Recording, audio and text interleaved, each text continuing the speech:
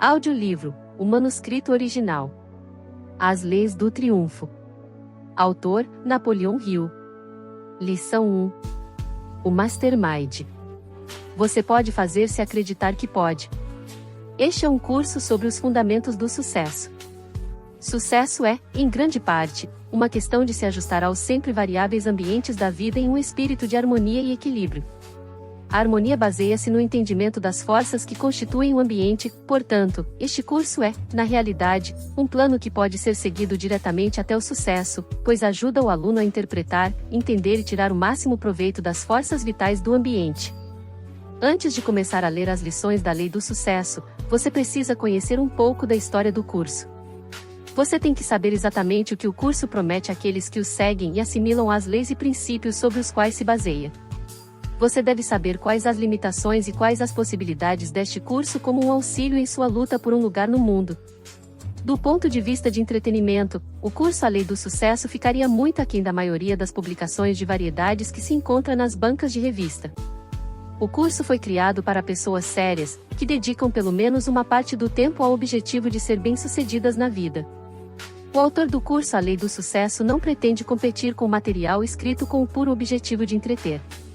O objetivo do autor ao preparar este curso foi de natureza dupla, ou seja, primeiro ajudar o estudante sério a descobrir quais são suas fraquezas e, em segundo lugar, ajudar a criar um plano definido para transpor tais fraquezas. Os homens e mulheres mais bem-sucedidos do mundo tiveram que corrigir certos pontos fracos de suas personalidades antes de começar a ter sucesso. As fraquezas que mais se destacam como empecilhos ao sucesso são intolerância, cobiça, ganância, ciúmes, desconfiança, vingança, egoísmo, vaidade, tendência de colher onde não se semeou e o hábito de gastar mais do que se ganha. Esses inimigos da humanidade e muitos outros não mencionados aqui são abrangidos no curso A Lei do Sucesso, de tal maneira que qualquer pessoa de inteligência razoável possa dominá-los com pouco esforço ou contratempo. Você deve saber, logo de início, que o curso A Lei do Sucesso já passou há muito do estágio experimental, tendo a seu favor um histórico de realizações digno de reflexão e análise sérias.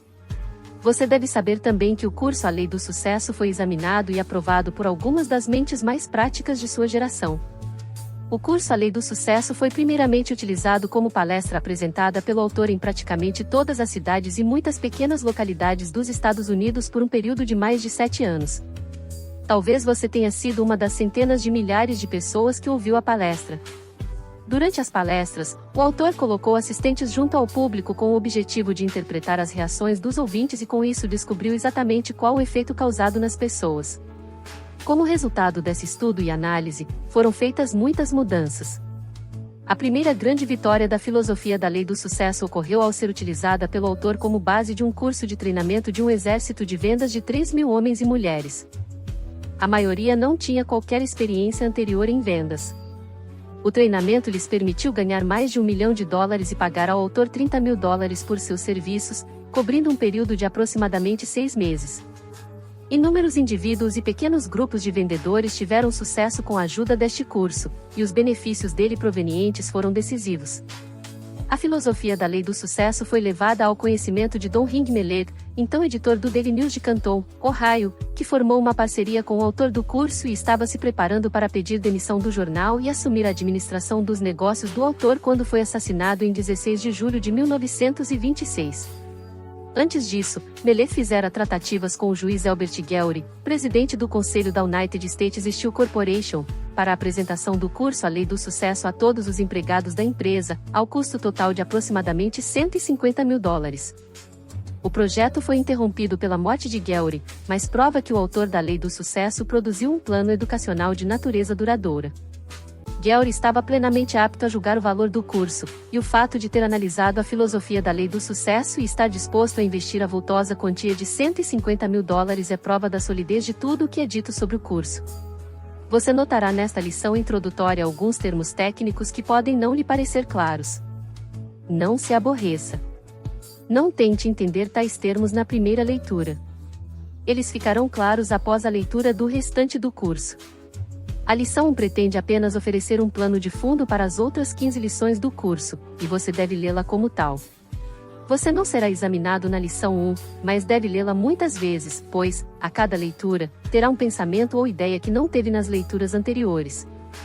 Na lição 1 você encontrará a descrição de uma lei da psicologia descoberta recentemente que é a pedra fundamental de toda realização pessoal importante. Esta lei é referida pelo autor como Mastermind, significando uma mente desenvolvida graças à cooperação harmoniosa de duas ou mais pessoas que se aliam com o objetivo de completar uma determinada tarefa, qualquer que seja. Se atua em vendas, você pode experimentar o Mastermind no trabalho diário de forma proveitosa. Verificou-se que um grupo de 6 ou 7 vendedores podem utilizar a lei com tamanha eficiência que suas vendas podem aumentar em proporções inacreditáveis. Seguro de vida é considerada a coisa mais difícil de se vender nesse mundo. Não deveria ser assim no caso de uma necessidade indiscutível como seguro de vida, mas é. Não obstante, alguns funcionários da seguradora Prudential Life, cujas vendas são na maioria apólices pequenas, formaram um grupinho com o objetivo de experimentar o Mastermind. O resultado foi que todos eles fecharam mais contratos nos primeiros 3 meses do experimento do que haviam firmado em todo o ano anterior. Aquilo que pode ser realizado por qualquer pequeno grupo de vendedores inteligentes de seguro de vida que aprende a aplicar o Mastermind é de atordoar a imaginação mais otimista e criativa. O mesmo pode ser dito de grupos de venda de mercadorias e outras formas de serviço mais tangíveis que seguro de vida. Tenha isso em mente enquanto lê a lição 1 do curso A Lei do Sucesso e não será exagero esperar que esta lição sozinha possa proporcionar entendimento suficiente da lei para mudar todo o rumo de sua vida. São as personalidades por trás de um negócio que determinam a medida do sucesso a ser desfrutado por tal empreendimento. Modifique as personalidades para que sejam mais agradáveis e mais atraentes aos clientes e o negócio irá prosperar. Em qualquer grande cidade dos Estados Unidos pode-se comprar mercadorias de natureza e preços similares em dezenas de lojas. Mesmo assim, você sempre encontrará uma loja que se destaca e faz mais negócios que qualquer outra. O motivo é que, por trás dessa loja, há um homem ou homens que observaram as personalidades daqueles que têm contato com o público. As pessoas compram personalidades tanto quanto mercadorias, e é de se questionar se não são mais influenciadas pelas personalidades com que entram em contato do que pela mercadoria. O seguro de vida foi esmiuçado em uma base tão científica que o custo não varia muito, independentemente da empresa em que se compre. Todavia, entre centenas de empresas de seguro de vida, menos de uma dúzia delas respondem pela maior parte dos negócios nos Estados Unidos. Por quê? Personalidades. De cada 100 pessoas que compram seguro de vida, 99 não sabem o que consta em suas apólices e, o que é mais surpreendente, não parecem se importar. O que elas realmente compram é a personalidade agradável de algum homem ou mulher que sabe o valor de cultivar tal personalidade. Sua atividade na vida, ou pelo menos a parte mais importante, é alcançar o sucesso. Sucesso, na acepção do termo conforme o curso das leis do sucesso, é a realização do objetivo principal definido sem violar os direitos de outras pessoas. Independentemente de qual seja seu objetivo principal na vida, você vai alcançá-lo com muito menos dificuldade após aprender a cultivar uma personalidade agradável e a delicada arte de aliar-se aos outros em uma determinada iniciativa sem atrito ou inveja. Um dos grandes problemas da vida, se não o maior, é aprender a arte da negociação harmoniosa com os outros. Este curso foi criado com o objetivo de ensinar as pessoas a negociar vida fora com harmonia e equilíbrio, livres dos efeitos destrutivos da discórdia e do atrito que levam milhões à miséria, necessidade e fracasso a cada ano. Apresentado o objetivo do curso, você deve ter condições de abordar as lições com a sensação de que uma transformação completa em sua personalidade está prestes a acontecer. Você não consegue desfrutar de sucesso notável na vida sem poder e você jamais consegue desfrutar de poder sem personalidade suficiente para influenciar outras pessoas a cooperarem com você em espírito de harmonia. Este curso mostra como desenvolver tal personalidade passo a passo. Segue abaixo um resumo, lição por lição, do que você pode esperar receber das 15 leis do sucesso subsequentes. 2. Objetivo principal definido ensinará a economizar o esforço desperdiçado pela maioria das pessoas na tentativa de encontrar sua profissão.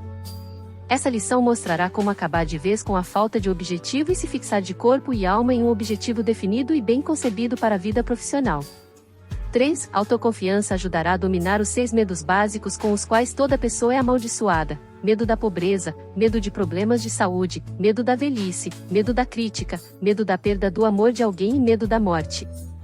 Você aprenderá a diferença entre egoísmo e autoconfiança verdadeira, baseada em conhecimento definido e utilizável.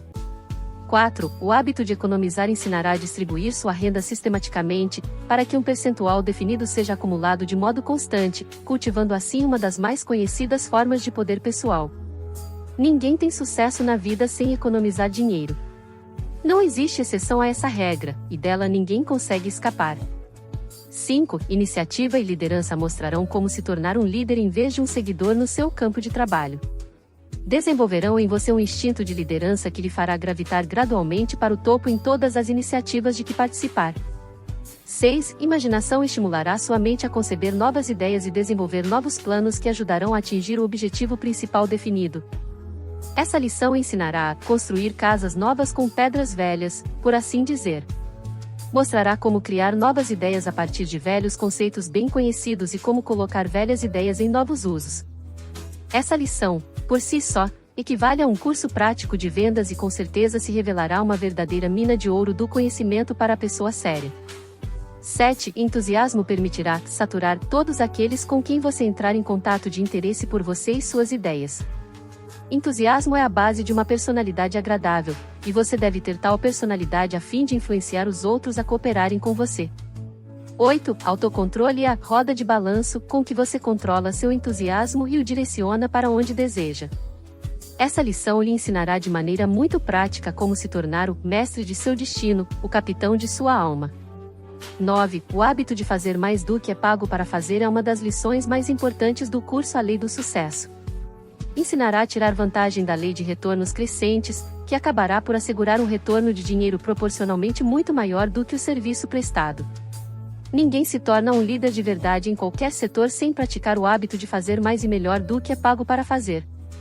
10. Personalidade agradável é o fulcro, onde você deve colocar o pé de cabra de seus esforços com inteligência, o que permitirá a remoção de montanhas de obstáculos.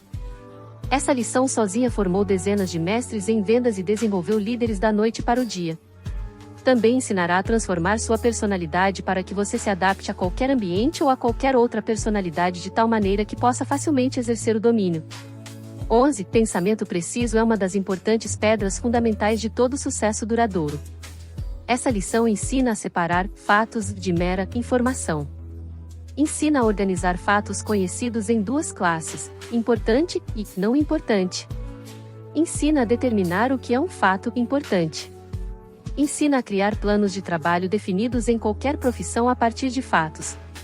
Concentração ensina a focar a atenção em um assunto de cada vez até você ter elaborado planos práticos para dominar o assunto. Ensinará a aliar-se aos outros de tal maneira que você possa fazer uso de todo o conhecimento deles para apoiá-lo em todos os seus planos e objetivos. Proporcionará conhecimento prático das forças ao seu redor e mostrará como aproveitar e usar tais forças para promover seus próprios interesses. 13. Cooperação ensinará o valor do trabalho em equipe em tudo o que você faz. Nessa lição você aprenderá a aplicar o Mastermind, descrito nas lições 1 e 2. Essa lição mostrará como coordenar seus esforços com os dos outros de tal maneira que atrito, ciúmes, conflito, inveja e cobiça sejam eliminados. Você aprenderá a fazer uso de tudo que as outras pessoas tiverem aprendido sobre o trabalho em que estiver envolvido. 14. Lucrando com fracassos ensinará a fazer degraus com os erros e fracassos do passado e do futuro. Ensinará a diferença entre fracasso e derrota temporária, diferença esta grande e muito importante. Também ensinará a lucrar com seus próprios fracassos e os fracassos dos outros. 15. Tolerância ensinará a evitar os efeitos desastrosos de preconceitos raciais e religiosos que acarretam derrota para milhões de pessoas que se permitem emaranhar em discussões tolas sobre tais assuntos, envenenando assim a própria mente e fechando as portas para a razão e a investigação. Essa lição é gêmea daquela sobre pensamento preciso pelo fato de que ninguém pode se tornar um pensador preciso sem praticar a tolerância. A intolerância fecha o livro do conhecimento e escreve na capa: fim. Aprendi tudo. A intolerância torna inimigos aqueles que deveriam ser amigos, destrói oportunidades e enche a mente de dúvida, desconfiança e preconceito. 16. Praticar a regra de ouro ensinará a fazer uso dessa grande lei universal da conduta humana de tal forma que você poderá facilmente conseguir a cooperação harmoniosa de qualquer indivíduo ou grupo de indivíduos. A falta de entendimento da lei em que se baseia a filosofia da regra de ouro é uma das principais causas de fracasso de milhões de pessoas que permanecem a vida inteira na miséria, pobreza e escassez. Essa lição não tem nada a ver com nenhuma religião, nem com sectarismo, assim como nenhuma das outras lições do curso A Lei do Sucesso. Quando dominar as leis do sucesso e se apropriar delas, o que deve acontecer em um período de 15 a 30 semanas, você estará pronto para desenvolver poder pessoal suficiente para garantir a realização de seu objetivo principal definido. O objetivo das leis do sucesso é desenvolver ou ajudar a organizar todo o conhecimento que você tem e que virá adquirir no futuro para que possa transformar tal conhecimento em poder. Você deve ler o curso A Lei do Sucesso com um caderno de anotações a seu lado, pois observará que, com a leitura, começarão a lampejar em sua mente ideias de como usar as leis para promover seus interesses pessoais. Você também deve começar a ensinar as leis para aqueles que mais lhe interessam, pois é bem sabido que quanto mais alguém tenta ensinar determinado assunto, mais aprende sobre o mesmo. Um pai de família pode fixar as leis do sucesso de modo tão indelével na mente de filhos jovens que o ensinamento mudará todo o curso de suas vidas. Também deve estimular a esposa a estudar o curso com ele, por motivos que ficarão claros antes de você completar a leitura desta lição. Poder é um dos 3 objetivos básicos do esforço humano. O poder é de 2 tipos, aquele desenvolvido pela coordenação das leis físicas naturais e aquele desenvolvido pela organização e classificação do conhecimento. O poder que brota do conhecimento organizado é o mais importante, pois concede ao homem uma ferramenta com a qual pode transformar, redirecionar e em certa medida aproveitar e utilizar a outra forma de poder. O objetivo deste curso é sinalizar a rota pela qual o aluno pode viajar em segurança para coletar fatos que deseja agregar ao tecido do seu conhecimento. Existem 2 métodos principais de coleta de conhecimento: estudo, classificação e assimilação de fatos organizados por outras pessoas, e o processo pessoal de coleta, organização e classificação de fatos, geralmente chamado de experiência pessoal. Esta lição trata principalmente dos meios de estudar fatos e dados coletados e classificados por outros. O estágio de desenvolvimento conhecido como civilização nada mais é do que o conhecimento acumulado pelos povos. Esse conhecimento é de 2 tipos, mental e físico. Entre o conhecimento útil organizado pelo homem está a descoberta e catalogação dos elementos químicos que constituem todas as formas materiais do universo. Por meio de estudo, análise e medições precisas, o homem descobriu a grandeza do lado material do universo, representada pelos planetas, sóis e estrelas, alguns deles 10 milhões de vezes maiores que a pequena Terra onde vivemos.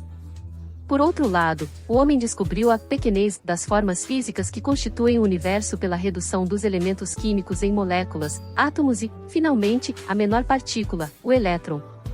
Um elétron não pode ser visto, é simplesmente um centro de força positivo ou negativo. O elétron é o início de tudo de natureza física. Moléculas, átomos e elétrons. Para entender tanto o detalhe quanto as perspectivas pelos quais o conhecimento é coletado, organizado e classificado, parece essencial que o aluno comece pelas menores e mais simples partículas da matéria física, pois são o alfabeto com que a natureza construiu toda a estrutura física do universo. As moléculas consistem de átomos, pequenas partículas invisíveis de matéria deslocando-se continuamente à velocidade da luz, segundo o mesmo princípio pelo qual a Terra gira em torno do Sol. As pequenas partículas de matéria conhecidas como átomos, que se deslocam em um circuito contínuo na molécula, são constituídas por elétrons, as menores partículas da matéria física. Como já foi dito, os elétrons nada mais são do que 2 formas de força. O elétron é uniforme, de uma só classe, tamanho e natureza, assim, em um grão de areia ou uma gota de água, duplica-se todo o princípio segundo o qual todo o universo opera. Que maravilha! Que estupendo! Você pode ter uma pequena ideia da magnitude de tudo isso na próxima vez que fizer uma refeição, lembrando que cada alimento que consome, o prato em que come, os talheres e a própria mesa nada mais são, em última análise, que um conjunto de elétrons. No mundo da matéria física, quer se olhe a maior estrela a flutuar no céu ou o menor grão de areia encontrado no solo, o objeto em observação nada mais é que um conjunto de moléculas, átomos e elétrons organizados, revolvendo um sobre o outro a uma velocidade inconcebível. Cada partícula de matéria física está em um estado de movimento contínuo altamente agitado. Nada nunca está parado, embora quase toda matéria física possa parecer imóvel aos olhos físicos. Não existe matéria física sólida. O pedaço mais rijo de aço é uma massa organizada de moléculas, átomos e elétrons em movimento. Além disso, os elétrons em um pedaço de aço são da mesma natureza e se movem na mesma velocidade que os elétrons do ouro, da prata, do latão ou do estanho. Os elementos químicos da matéria física parecem diferentes uns dos outros, e são diferentes, porque são constituídos de diferentes combinações de átomos, embora os elétrons nesses átomos sejam sempre os mesmos, exceto que alguns são positivos e alguns negativos, significando que alguns carregam uma carga positiva de eletrificação e outros, uma carga negativa. Por meio de reações químicas, a matéria pode ser quebrada em átomos que são, em si, imutáveis. Os elementos químicos são criados pela combinação e mudança de posição dos átomos. Para ilustrar o modus operandi da mudança da posição dos átomos nos termos da ciência moderna, adicione 4 elétrons, 2 positivos e 2 negativos, ao átomo de hidrogênio e você terá o elemento lítio. Retire do átomo de lítio, composto de 3 elétrons positivos e 3 elétrons negativos, um elétron positivo e um negativo e você terá um átomo de hélio, composto de 2 elétrons positivos e 2 negativos. Assim, pode-se ver que os elementos químicos do universo diferem uns dos outros somente pelo número de elétrons que compõem seus átomos e pelo número e disposição desses átomos nas moléculas de cada elemento. Por exemplo, um átomo de mercúrio contém 80 cargas positivas, elétrons, em seu núcleo e 80 cargas periféricas negativas, elétrons. Se fossem retirados 2 elétrons positivos e 2 negativos, o átomo se tornaria instantaneamente o metal conhecido como platina.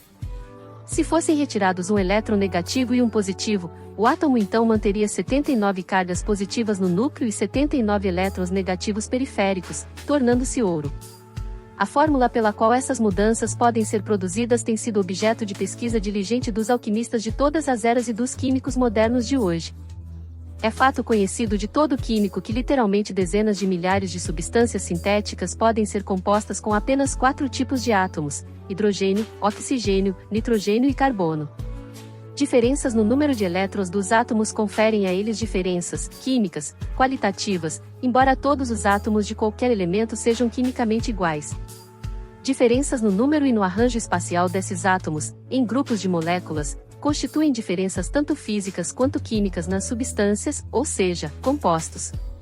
Substâncias bem diferentes são produzidas pela combinação dos mesmos tipos de átomos em diferentes proporções. Retire de uma molécula de certa substância um único átomo e, de um composto necessário para a vida, ela pode ser transformada em veneno mortal. Fósforo é um elemento químico, e, assim, contém um certo tipo de átomo, mas alguns fósforos são amarelos e alguns são vermelhos, variando conforme a distribuição espacial dos átomos nas moléculas que os compõem. Pode-se afirmar como verdade literal que o átomo é a partícula universal com o qual a natureza cria todas as formas materiais, de um grão de areia à maior estrela flutuando no espaço. O átomo é o tijolo da natureza, a partir do qual ela cria um carvalho ou um pinheiro, uma rocha de arenito ou granito, um rato ou um elefante. Alguns dos mais hábeis pensadores argumentaram que a Terra e toda partícula material sobre ela teve início com 2 átomos que se uniram um ao outro e, ao longo de centenas de milhões de anos voando pelo espaço, contataram e acumularam outros átomos, passo a passo, até a Terra ser formada. Segundo eles, essa seria a causa dos vários e diferentes estratos e substâncias do planeta, tais como veios de carvão, depósitos de minério de ferro, de ouro e prata, de cobre, etc. O argumento desses pensadores é que, enquanto a Terra girava pelo espaço, contatou vários tipos de nebulosas, ou átomos, dos quais prontamente se apropriou por causa da atração magnética. Existe muita coisa na composição da superfície da Terra que apoia essa teoria, embora possa não haver nenhuma evidência positiva de sua solidez. Esses fatos relacionados às menores partículas de matéria analisáveis foram brevemente referidos para servir de ponto de partida para determinarmos como desenvolver e aplicar o poder. Observamos que toda matéria é um estado de vibração ou movimento constante, que a molécula é composta de partículas chamadas átomos, que, por sua vez, são compostos por partículas de movimento rápido chamadas elétrons. O fluido vibrante da matéria. Em cada partícula de matéria existe um fluido invisível ou força que faz com que os átomos circulem uns ao redor dos outros em uma velocidade inconcebível.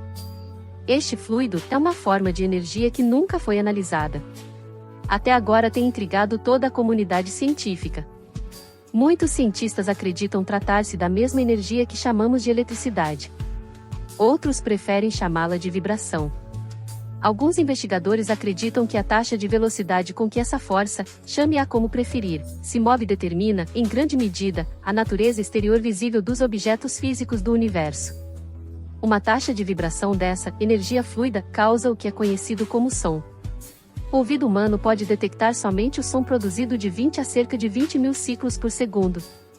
À medida que os ciclos por segundo aumentam acima do que chamamos de som, a vibração começa a se manifestar em forma de calor. Hoje esse fenômeno é usado em fornos de micro-ondas. Ainda mais acima na escala, as vibrações ou ciclos começam a ser registrados em forma de luz. Os raios ultravioleta normalmente são invisíveis, e a energia com comprimento de onda ainda maior que o ultravioleta também é invisível, mas pode ter um efeito tremendo sobre objetos físicos. A ciência ainda está investigando esses limites superiores, e talvez as descobertas futuras expliquem o que hoje ainda permanece um mistério. E, ainda mais acima na escala, em uma altura que até o momento ninguém é capaz de saber qual seja, as vibrações ou ciclos criam o poder, creio eu, com que o homem pensa.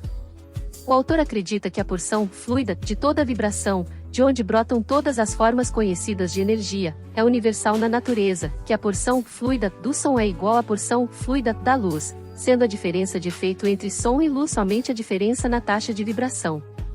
A porção fluida do pensamento também é exatamente a mesma que a do som, calor e luz, exceto pelo número de vibrações por segundo.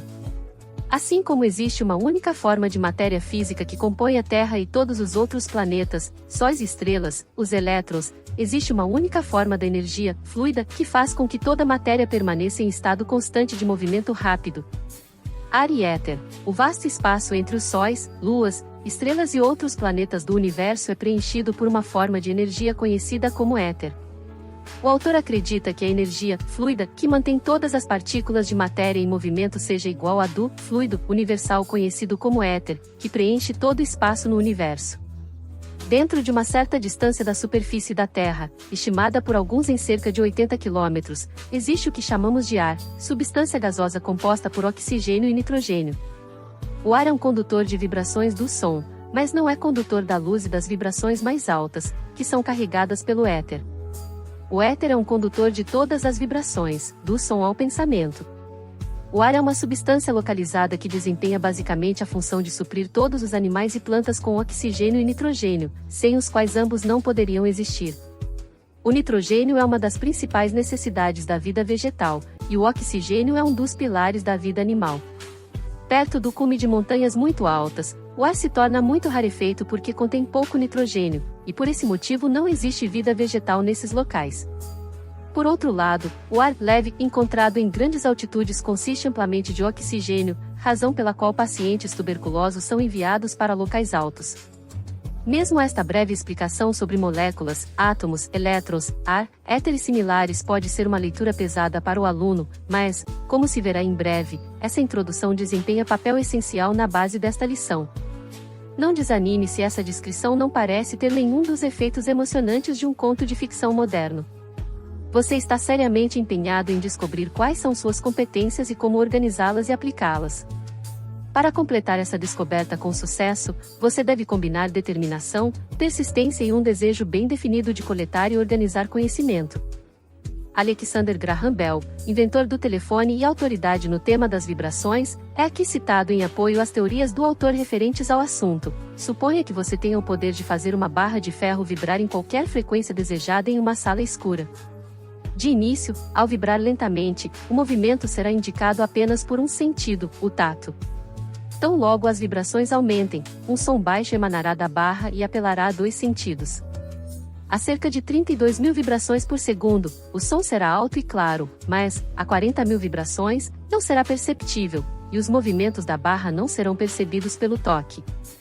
Os movimentos não serão percebidos por nenhum dos sentidos humanos.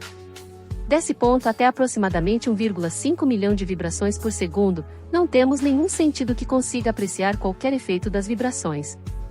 Após esse estágio, o movimento será indicado primeiro pela sensação da temperatura e, então, quando a barra ficar quente e vermelha, pelo sentido da visão. Ao atingir 3 milhões, a barra emitirá luz violeta. Acima disso, emanará raios ultravioleta e outras radiações invisíveis, algumas das quais podem ser percebidas por instrumentos e empregadas por nós. Ocorre-me que deve haver muito a ser aprendido sobre o efeito dessas vibrações na lacuna onde os sentidos humanos não são capazes de ouvir, ver ou sentir o movimento. O poder de enviar mensagens sem fio pelas vibrações do éter reside nessa lacuna, mas a lacuna é tão grande que parece haver muito mais. É preciso fazer máquinas que praticamente forneçam novos sentidos, como fazem os instrumentos sem fio.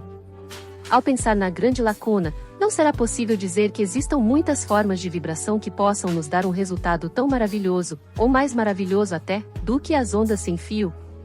Parece-me que nessa lacuna residem as vibrações que presumimos serem emitidas pelo cérebro e células nervosas quando pensamos. Mas elas também podem estar mais acima, na escala além das vibrações que produzem os raios ultravioleta. Nota do autor: a última frase sugere a teoria sustentada por este autor. Precisamos de um fio para transmitir essas vibrações? Não passarão elas pelo éter sem um fio, como as ondas sem fio? Como serão percebidas pelo receptor? Ele ouvirá uma série de sinais ou concluirá que o pensamento de outro homem entrou em seu cérebro? Podemos nos entregar a algumas especulações com base no que sabemos sobre as ondas sem fio, que, como eu já disse, são tudo o que conseguimos reconhecer de uma vasta série de vibrações que teoricamente devem existir. Se as ondas cerebrais são similares às ondas sem fio, devem passar do cérebro e fluir infinitamente pelo mundo e universo. O corpo, o crânio e outros obstáculos sólidos não seriam obstáculo à sua passagem, pois passariam pelo éter que circunda as moléculas de toda a substância, não importando o quão sólida e densa.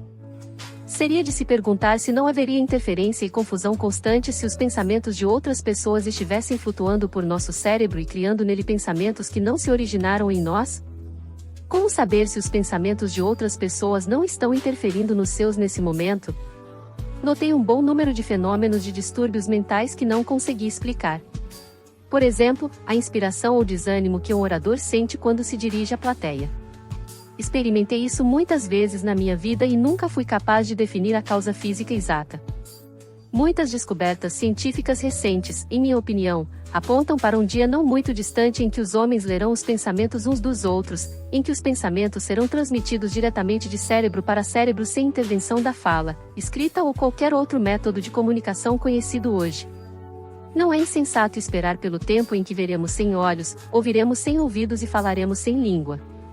Em resumo, a hipótese de que a mente pode se comunicar diretamente com outra mente reside na teoria de que o pensamento, ou força vital, é uma forma de distúrbio elétrico que pode ser captado por indução e transmitido à distância por um fio ou simplesmente pelo éter que a tudo permeia, como as ondas do telégrafo sem fio. Existem muitas analogias que sugerem que pensamentos são da natureza de um distúrbio elétrico.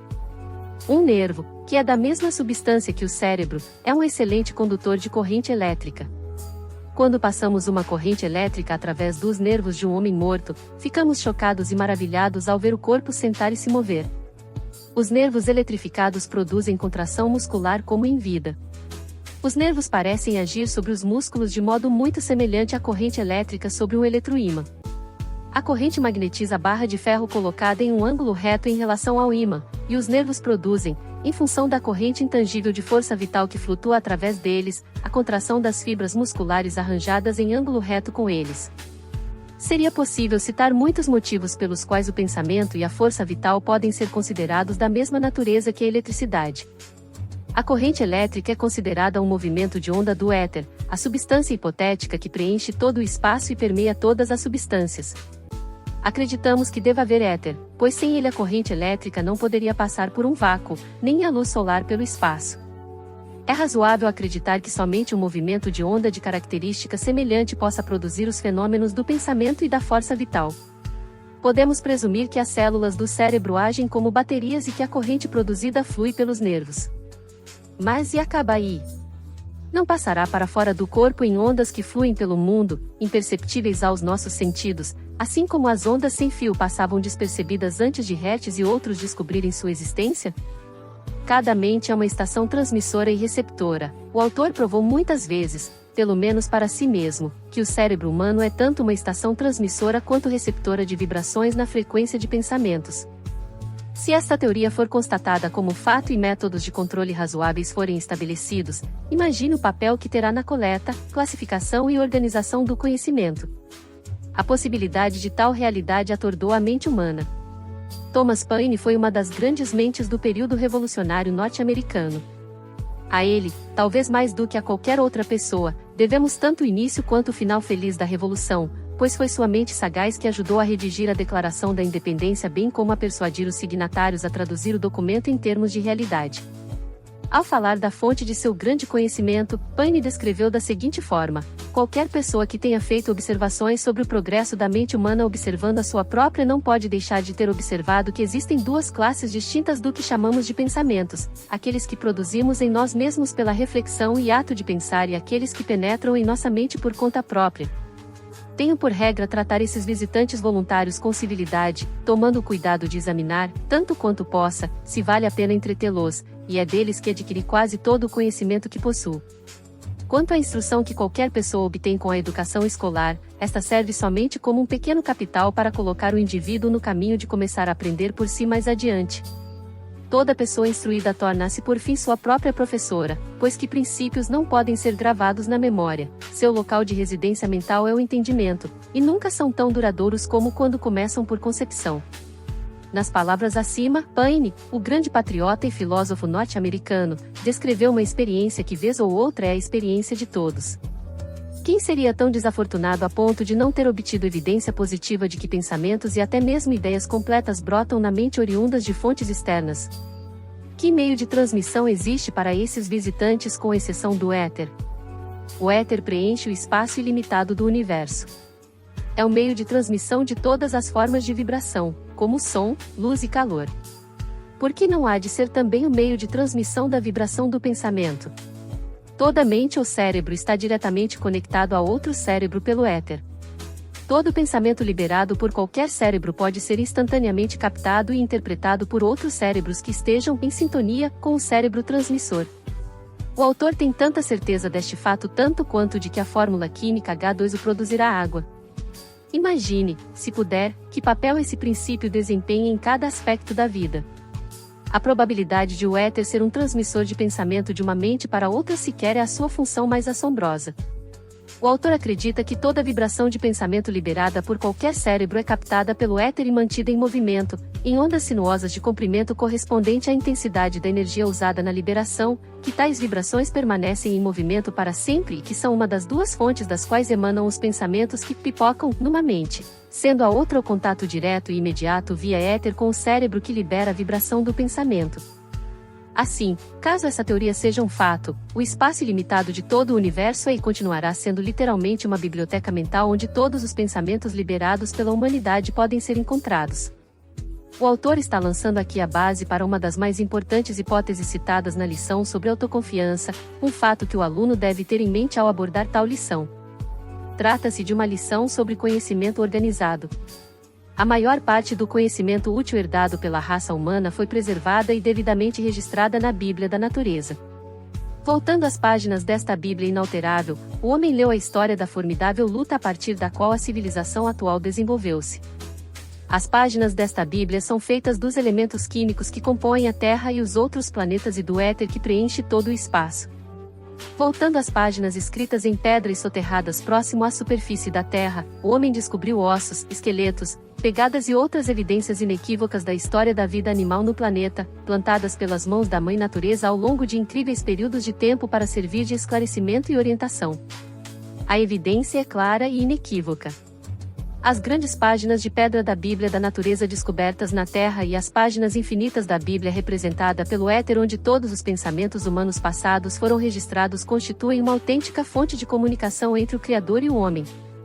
Esta Bíblia foi iniciada antes do homem chegar à fase do pensamento, de fato, antes do homem chegar ao estágio de ameba, animal unicelular, de desenvolvimento. Alterar esta Bíblia está acima e além do poder do homem.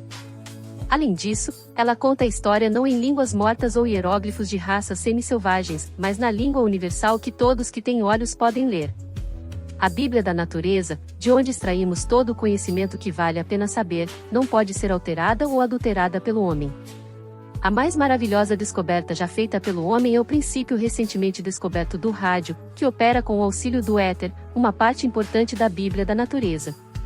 Imagine o éter captando a vibração comum do som e transformando-a de audiofrequência em radiofrequência, transportando-a para uma estação de recepção devidamente sintonizada e a transformando novamente na forma original de audiofrequência, tudo num segundo. Não deve causar surpresa a ninguém que tal força possa coletar a vibração do pensamento e manter tal vibração em movimento para sempre.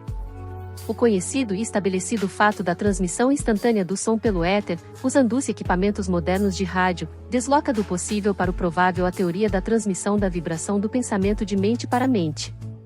Mastermind. Chegamos, agora, ao passo seguinte na descrição das formas pelas quais se pode coletar, classificar e organizar o conhecimento útil por meio da aliança harmoniosa de duas ou mais mentes, de onde nasce um Mastermind. O termo Mastermind é abstrato e não tem contrapartida no campo de fatos conhecidos, exceto para um pequeno grupo de pessoas que fizeram um cuidadoso estudo dos efeitos de uma mente sobre outras. O autor procurou em vão em todos os livros didáticos e ensaios disponíveis sobre o tema da mente humana, mas não encontrou em parte alguma nenhuma mínima referência ao princípio aqui descrito como Mastermind. O termo chamou a atenção do autor pela primeira vez em uma entrevista com Andrew Carnegie, conforme descrito na lição 2. Química da mente. O autor acredita que a mente seja composta da mesma energia universal, fluida, que constitui o éter que preenche o universo. É fato bem conhecido tanto pelo leigo quanto pelo investigador científico que algumas mentes colidem no momento em que entram em contato uma com a outra, ao passo que outras demonstram afinidade natural uma pela outra. Entre os dois extremos do antagonismo natural e da afinidade natural que surgem do encontro ou contato de mentes existe um amplo leque de possibilidades de reação de uma mente sobre outra. Algumas mentes adaptam-se tão naturalmente uma a outra que o resultado inevitável do contato é amor à primeira vista. Quem não conhece tal experiência? Em outros casos, as mentes são tão antagônicas que surge uma violenta antipatia mútua ao primeiro encontro. Esses resultados ocorrem sem que uma palavra seja dita e sem os mais ínfimos sinais de que quaisquer causas usuais de amor e ódio estejam atuando como estímulo. É bem provável que a mente seja composta de um fluido, ou substância, ou energia, chame como preferir, semelhante ao éter, se não de fato da mesma substância. Quando duas mentes se aproximam o suficiente para fazer contato, a combinação do material mental, vamos chamar de elétrons do éter, estabelece uma reação química e dá início às vibrações que afetam os dois indivíduos de forma agradável ou desagradável. O efeito do encontro de duas mentes é óbvio até mesmo para o observador mais casual. Todo efeito deve ter uma causa. O que poderia ser mais razoável do que suspeitar que a causa da mudança na atitude mental de duas mentes que acabaram de ter contato não passe de uma alteração dos elétrons ou unidades de cada mente no processo de se rearranjar no novo campo criado pelo contato? Avançamos bastante no sentido de alicerçar esta lição sobre uma base sólida ao admitir que o encontro ou aproximação de duas mentes configura, em cada uma delas, certo efeito ou estado mental perceptível um pouco diferente do imediatamente anterior ao contato. Embora desejável, não é essencial saber a causa dessa reação de uma mente sobre outra. Que a reação tem lugar em todos os casos é fato conhecido que nos fornece um ponto de partida para apresentar o significado do termo Mastermind. Um Mastermind pode ser criado pelo agrupamento ou combinação de duas ou mais mentes em um espírito de perfeita harmonia. A partir dessa combinação harmoniosa a química mental cria uma terceira mente, que pode ser apropriada e utilizada por uma ou todas as mentes individuais. O Mastermind permanecerá disponível enquanto existir aliança amigável e harmoniosa entre as mentes individuais. Ela se desintegrará e toda a evidência de sua existência desaparecerá no momento em que a aliança amigável for quebrada. O princípio da química mental é a base e causa de praticamente todos os casos de alma gêmea e triângulo amoroso, muitos dos quais infelizmente acabam em processo de divórcio e enfrentam o ridículo popular entre gente ignorante e inculta que fabrica vulgaridade e escândalo a partir de uma das grandes leis da natureza. Todo mundo civilizado sabe que os primeiros 2 ou 3 anos de casamento são frequentemente marcados por muitos desentendimentos de natureza mais ou menos mesquinha. São os anos de ajuste. Se o casamento sobreviver a eles, estará mais do que apto a se tornar uma aliança permanente. São fatos inegáveis para qualquer pessoa com experiência em casamento. Novamente, vemos o efeito sem entender a causa. Embora existam outras causas contribuintes, a falta de harmonia nos primeiros anos de casamento deve-se essencialmente à lentidão do processo de combinação harmoniosa das químicas mentais. Em outras palavras, os elétrons ou unidades de energia chamados de mente em geral não são extremamente amigáveis ou antagonistas no primeiro contato, porém, pela associação constante, adaptam-se gradualmente em harmonia, exceto nos raros casos em que a associação tem o efeito oposto, levando por fim à franca hostilidade. É fato bem conhecido que, após um homem e uma mulher viverem juntos por 10 ou 15 anos, tornam-se praticamente indispensáveis um ao outro, ainda que possa não existir a mais mínima evidência do estado mental chamado de amor. Além disso, essa associação e o relacionamento sexual não só desenvolvem uma afinidade natural entre as duas mentes, como na verdade fazem com que as duas pessoas assumam expressão facial semelhante e se pareçam uma com a outra em muitos aspectos marcantes. Qualquer analista competente da natureza humana pode facilmente encontrar a esposa de um homem em meio a uma multidão de estranhos após ter sido apresentado ao marido. A expressão dos olhos, o contorno da face e o tom de voz de pessoas casadas há muito tempo tornam-se semelhantes. O efeito da química mental humana é tão marcante que qualquer orador carimbado pode analisar rapidamente como suas declarações são aceitas pela plateia. O antagonismo mental de uma só pessoa numa plateia de 1000 ouvintes pode ser prontamente detectado pelo orador que aprendeu a sentir e registrar os efeitos do antagonismo. Além disso, o orador consegue fazer tal interpretação sem observar ou ser influenciado de qualquer forma pelas expressões faciais da plateia. Por causa desse efeito, uma plateia pode fazer um orador chegar ao auge da eloquência ou levá-lo ao fracasso sem emitir um ruído ou manifestar uma única expressão de satisfação ou insatisfação no semblante. Todos os mestres em venda sabem quando chega o momento psicológico para o fechamento, não pelo que o potencial comprador diz, mas pelo efeito de sua química mental, interpretada ou sentida pelo vendedor. As palavras muitas vezes desmentem as intenções de quem fala, mas a interpretação correta da química mental não deixa brecha para tal possibilidade. Todo vendedor habilidoso sabe que a maioria dos compradores tem o hábito de mostrar uma atitude negativa quase que até o clímax da venda. Todo advogado habilidoso desenvolve um sexto sentido com o qual é capaz de sentir o caminho em meio às palavras mais artisticamente selecionadas por uma testemunha inteligente que esteja mentindo e interpretar corretamente o que está na mente da testemunha por meio da química mental. Muitos advogados desenvolvem essa habilidade sem conhecer sua verdadeira fonte, possuem a técnica sem o entendimento científico que a embasa. Muitos vendedores fazem a mesma coisa. Aquele que é dotado da arte de interpretar corretamente a química mental de outros pode, figurativamente falando, entrar pela porta principal da mansão de uma determinada mente e explorar o prédio inteiro calmamente, reparar em todos os detalhes e sair com uma imagem completa do interior sem que o dono saiba que recebeu um visitante. Na lição sobre pensamento preciso, será observado que esse princípio pode ter uso muito prático, relacionado ao princípio da química mental. Ele é citado aqui apenas como uma abordagem para os princípios importantes desta lição. Muito já foi dito para apresentar o princípio da química mental e provar, com a ajuda das experiências diárias e observações casuais do aluno, que, no momento em que duas mentes se aproximam, ocorre uma mudança mental perceptível em ambas, às vezes de natureza antagônica e às vezes de natureza cordial. Toda mente tem o que pode ser chamado de campo elétrico. A natureza desse campo varia, dependendo do humor da mente e da química mental que cria o campo. O autor acredita que a condição normal ou natural da química de qualquer mente é o resultado de sua herança física mais a natureza dos pensamentos que dominam tal mente que toda mente está mudando continuamente, na medida em que a filosofia e os hábitos gerais de pensamento do indivíduo mudam a química mental. O autor acredita que esses princípios são reais. É fato conhecido que qualquer indivíduo pode voluntariamente mudar sua química mental de modo a atrair ou repelir todos com quem entre em contato. Dito de outra maneira, qualquer pessoa pode assumir uma atitude mental que atrairá e agradará ou repelirá e antagonizará os outros, e isso sem a ajuda de palavras, expressões faciais ou outra forma de movimento ou atitude corporal. Volte agora à definição de mastermind, uma mente que surge da combinação e coordenação de duas ou mais mentes no espírito de perfeita harmonia, e você vai pegar o pleno significado da palavra harmonia, como utilizada aqui. Duas mentes não podem se combinar ou serem coordenadas a menos que o elemento de perfeita harmonia esteja presente, residindo aí o segredo do sucesso ou fracasso de praticamente todos os negócios e parcerias sociais.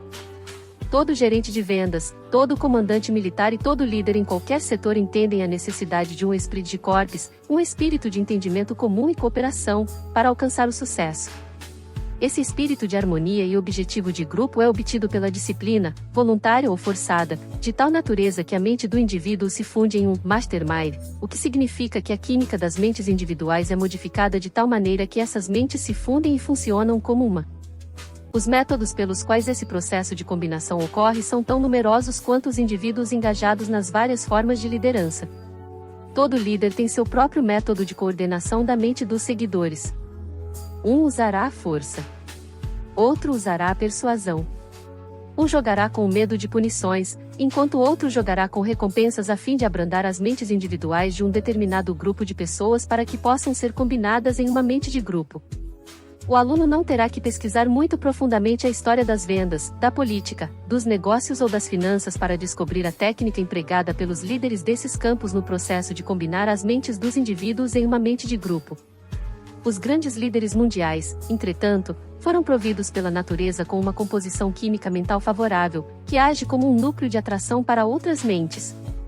Napoleão é um exemplo notável de homem que possuía o tipo de mente magnética com acentuada tendência para atrair as mentes que contatava. Os soldados seguiam Napoleão para a morte certa sem vacilar devido à natureza impulsora ou atraente de sua personalidade, que nada mais era do que sua química mental. Nenhum grupo de mentes pode ser combinado em um mastermind se um dos indivíduos do grupo possuir uma mente extremamente negativa, repelente. Mentes negativas e positivas não irão se mesclar no sentido aqui descrito como mastermind. A falta de conhecimento desse fato levou muitos líderes habilidosos à derrota. Qualquer líder habilidoso que entenda o princípio da química mental pode combinar praticamente qualquer grupo de pessoas temporariamente e desse modo representar uma mente de massa, mas a composição se desintegrará quase que no exato momento em que a presença do líder for removida do grupo. As mais bem-sucedidas empresas de seguros de vida, bem como outras firmas de vendas, fazem reuniões uma vez por semana ou mais com o objetivo de, o quê? Com o objetivo de combinar as mentes individuais em um mastermind que, por um número limitado de dias, servirá de estímulo para as mentes individuais. Pode ser verdade, e geralmente é, que os líderes destes grupos não entendam o que de fato acontece nos encontros, chamados de reuniões para levantar o ânimo. Nessas reuniões, a palavra geralmente é dada ao líder e outros membros do grupo, às vezes, alguém de fora. Enquanto isso, as mentes dos indivíduos conectam-se e recarregam umas às outras. O cérebro do ser humano pode ser comparado a uma bateria. Se ficar esgotado ou fraco, a pessoa se sentirá desanimada, desencorajada e carente de ânimo. Quem é tão afortunado que nunca teve essa sensação? O cérebro humano, quando esgotado, deve ser recarregado, e isso é feito pelo contato com uma ou mais mentes mais energizadas. Os grandes líderes entendem a necessidade do processo de recarga e, além disso, sabem como fazê-lo. Esse conhecimento é a principal característica a distinguir um líder de um seguidor. Essa foi a primeira parte desse super livro.